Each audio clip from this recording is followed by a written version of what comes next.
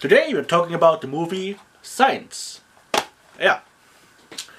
You know, back in the 90s, there was a time when UFOs were everywhere in the media. Not like the fake whistleblower UFOs that we see these days that they call UAP because they want to make it sound official, because they spent a lot of money making this term UFO sound loony. Yeah, but now that's all fake. So, talk about this movie, not about conspiracies, but, well, it is kind of a movie about conspiracies. So, yeah, let me get into it. Little family living on a farm suddenly sees signs that there is something wrong. I mean, crop circles appearing and a little baby phone, you know, the kind of thing you used to listen to your baby when it's sleeping. Yeah, that nasty asthma child in the movie starts to play with that thing and receives strange noises and sounds, and everything gets really conspiracy stuffy. After a while they even start wearing tinfoil hats. Everybody knows that tinfoil hats have nothing to do with aliens. No, they are good for something else. But yeah, it's quite a nice movie, well made, but there is one caveat. It got it's got this cheesy guy lost his fate in God kind of story within it. Yeah, the main character in the movie, played by Mel Gibson, is a reverend who lost his belief in God after his wife got killed. Yeah. Sad for him, sad for us. Because I personally think this is... they could have done without this. That's so cheesy. Yeah, that's so... that's so American. So Hollywood. So cheesy. Yeah, there are some parts, like I've said, they're leaning a bit too much in the loony part when it comes to conspiracy theories, which turned out to be true in this movie. Well, optically, yeah, it's quite a nice movie. You can tell it had a big budget, but it is very down to earth. No big settings or something like this. It's just this farmhouse and some scenes in the city. Yeah, quite nice. And, well, CGI wise, there are some short appearances of CGI creatures that are not very good. But otherwise, it held up quite well for how old it is. I've got the DVD here. You can get it also on VHS, on video. Or something nasty as streaming, I suppose. Yeah, after they see all those signs, they come to the conclusion that something is going to happen, and they loony up and bury in their basement. Overall, quite an interesting movie. It could have done way better without the whole guy lost his fate side story, but you know, it is what it is, and they just attempt to squish something like this into movies to, I don't know. I actually don't know why they do this. Do they think that Christians watch this movie and like it more because of this story, or I don't know, it's just so cheesy.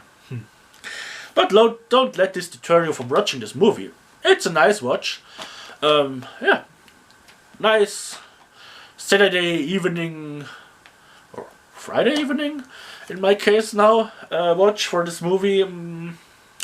Yeah, some popcorn, some pretzels, bit of soft drinks, you know, stuff like this. You can watch it with your whole family. It's not it is rated for age 12, so yeah, it's It could scare a few small children. Got some creepy parts, so I say 12 is okay.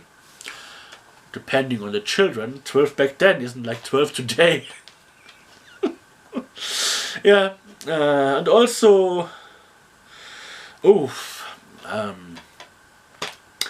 got some good things in it, but the character of this little child, you know, the pale one, the asthma one with the inhalator, such a cliche. That's the kind of child we would have given a swirly in school, or hidden his inhalator to see him turn blue. No. But we would have loved to. Yeah. Let me rate this movie. There is no rating system yet, but whatever. It's about aliens. It got crop circles in it. And talking about crop circles, you know, there are real crop circles, but it's not the ones that you see on the internet. No. The ones with those intricate patterns and alien faces and codes in it, they're all fake. No. The ones that are real, those are the simple ones. The ones, well, you can actually detect it with a Geiger counter. Some of them show traces of radiation and, well, sure, a guy with a board can score them into the field, but how does he make it radioactive? Also, did you know that crops inside of crop circles, inside of the real ones, tend to be sterile? Yeah, even the soil with the real ones seems to have anomalies after that, being hypertrided and stuff like this. So I say it's landing spots. You know, UFO lands there, irradiates the soil around it, and due to the magnetic field or wind circulation, it just presses the crops down and mangles them into each other. Yeah, not the most stealth way to land your UFO, but, well, doesn't need to be a UFO. Could be something like a, you know, a secret black project thing on a test flight who has to land. Whatever. Yeah, it's worth looking into crop circles, but better look into crop circles like way back in the day. Go back into the early 90s, into the early days of the internet before they all came out with those crappy, intricate fake ones to deter from the real ones. Yeah, and by the way, tinfoil hats, well, they don't protect you against certain things, but they might protect you against others. I don't know, I don't have one. But if you think about it, well, the brain works with electrical impulses, and those impulses, they could theoretically be read out. Scientists have already done something like this with a, you know, a CT machine. The images they can get out are very bad right now, but they are recognizable, and, well, who knows how far someone is already with this research. In the future, your mind is not your mind anymore, and they might be able to look into your thoughts, and that's actually quite creepy.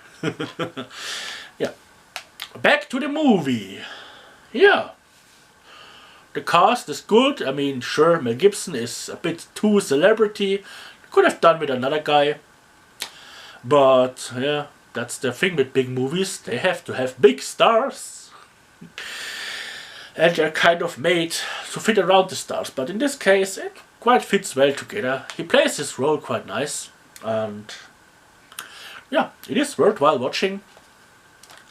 Especially if you can get a DVD for $1 like I do. And yeah, story-wise, I like it.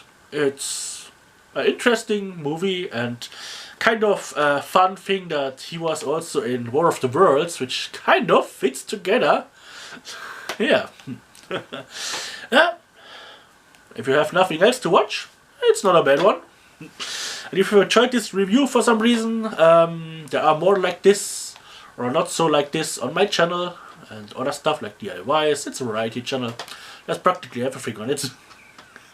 So yeah, check check out the stuff on my channel, and I see you next time here at SB Cinema.